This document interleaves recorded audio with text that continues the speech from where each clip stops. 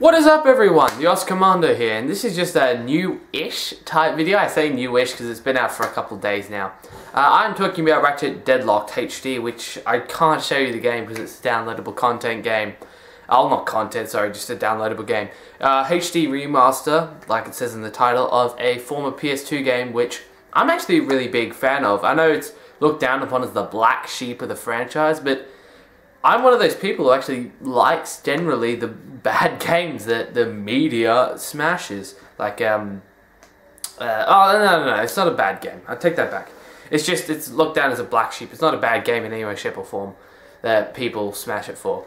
I'm not going to blame the media or anything like that. We are talking about Ratchet Deadlocked HD, like I previously said. Now, I was on the edge of even doing this review because it is just an old game, but it's a HD remaster. But I decided because I want to even talk about the game and the HD remaster and what they've gotten wrong, that I decided to do the review.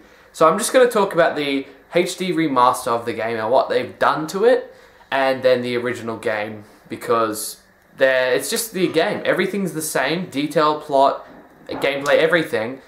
But I feel that if I want to talk about how I feel this game would stand up if it was released in this generation as it is today, and how I think it would stand up compared to my old review, which is my instinct opinions on the game and how I feel. In no way, shape or form do I think that this game deserves the rating, but because it's so near and dear to my heart and that it's my beloved franchise, I think this is what I would rate it. So anyway, let's jump into what the Idle Minds has done again, poorly HD remastered to Ratchet Deadlocked. Now, if you've played the trilogy, you understand that they're infamous for all their bugs and glitches. This is no different. With 5 months, more or less, they've still managed to fuck up this game and put a shit ton of bugs and glitches in the game.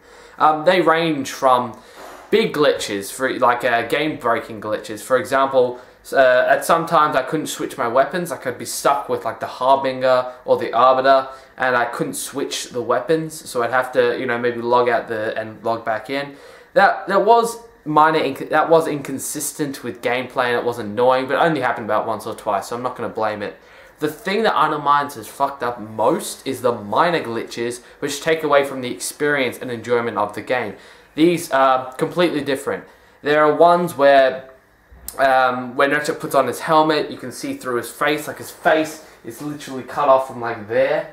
There are other ones, this one happens quite often, where it's like a room and then it shifts side to side and it looks hell weird, and it just, you've probably seen that if you've even looked a little bit into the game.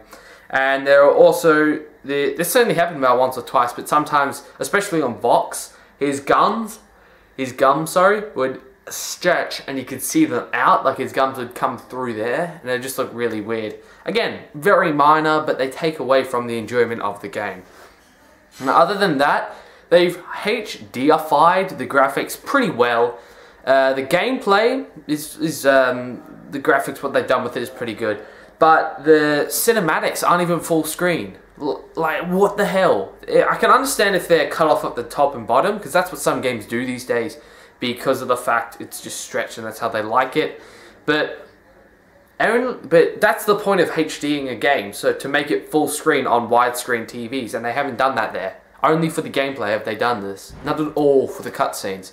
So that was a little bit retarded or gay again.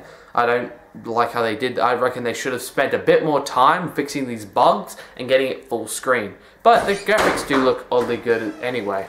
So I still think they're a good game in that retrospect. Sorry about that. Now again, this game is literally like the other previous games. It's not really anything different. But now I'm going to talk more about how I originally feel about the game and how it is. So the game starts off straight after the third game, but it sort of has a little bit of a story, not much at all. Sasha, if you remember her, she was captain of the Phoenix. She's now president. Who knew? She's taken on after her father, and she's now the president, like I just said.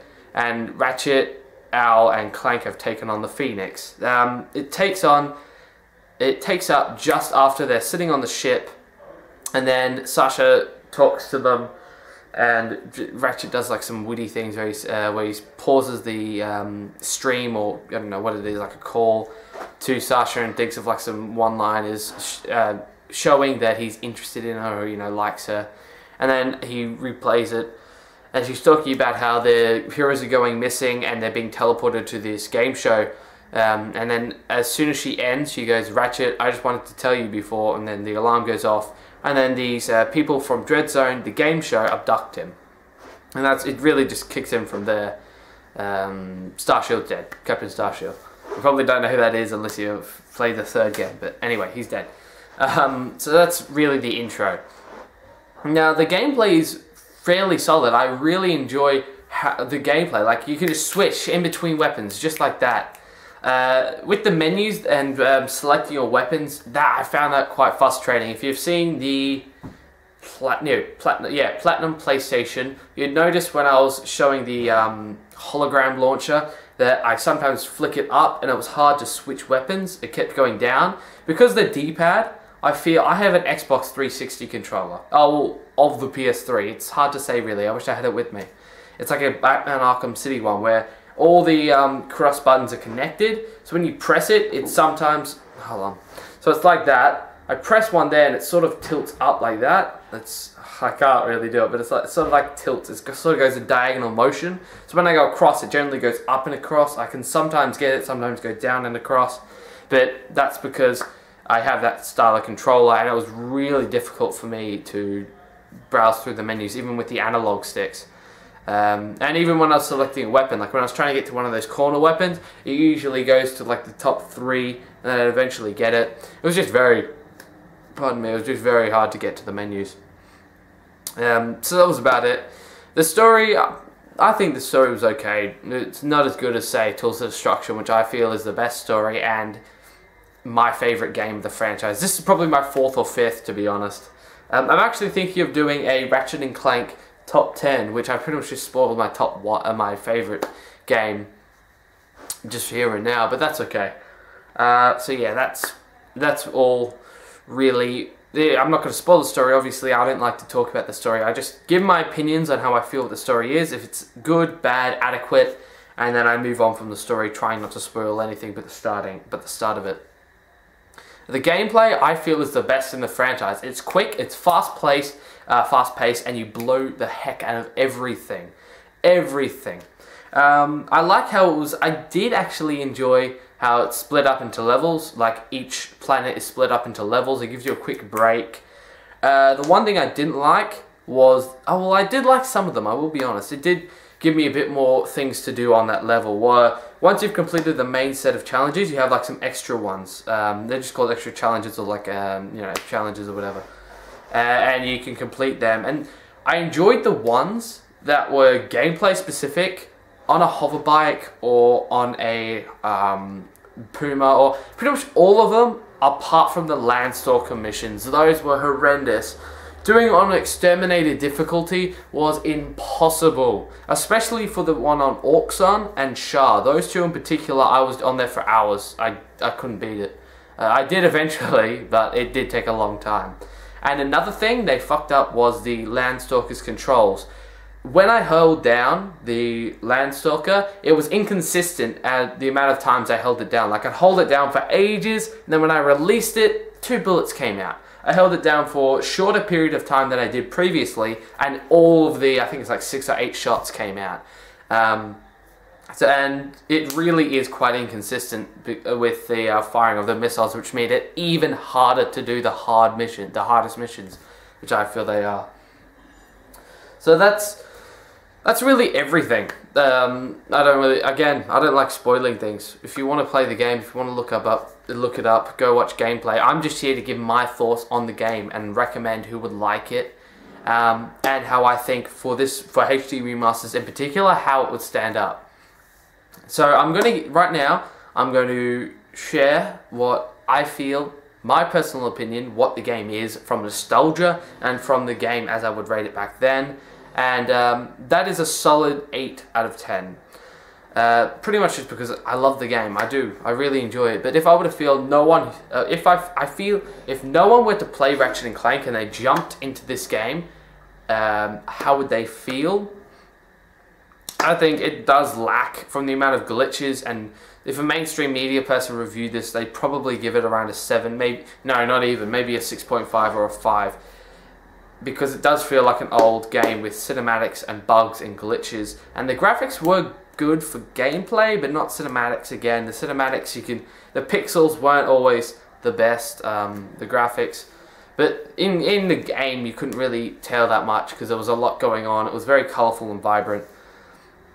So if a mainstream reviewer, if a casual person jumped into this game, I think they would give it maybe a 6.75, which is on the verge of being a good game. I'm just going to go from 5 to 8. It goes 5 is an average game, so nothing really done much to it. A 6 is a pretty good game. 7 is a good game. 8 is a great game. 9 is a fantastic game, and 10 is the best game ever. So that's my scale, and a 6.75 means almost too good, but it's just on the verge of being there. So that's basically how I think the game would be rated.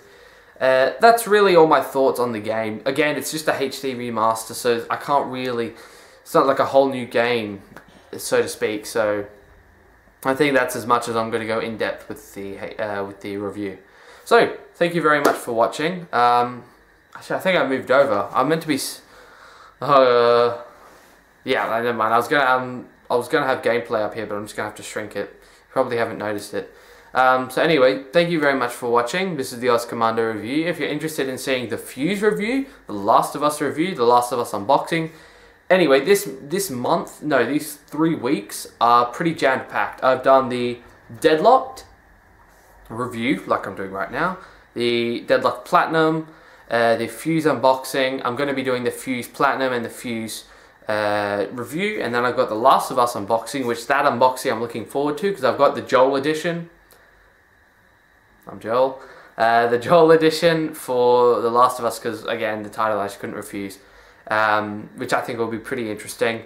The review for the game and Platinum PlayStation, and any trophies and tips that for those 2 games. And I'm hopefully planning on doing two things: the Ratchet and Clank top 10 list and a trailer for a Schnozman and Hole Punch TV series that one of the people I watch, John Raymond Presents, show that's debuting on June 2nd. So if you're interested in seeing that show or the trailer, please stay tuned to the channel. If you want, subscribe. So thank you very much. I will see you next time. Ciao.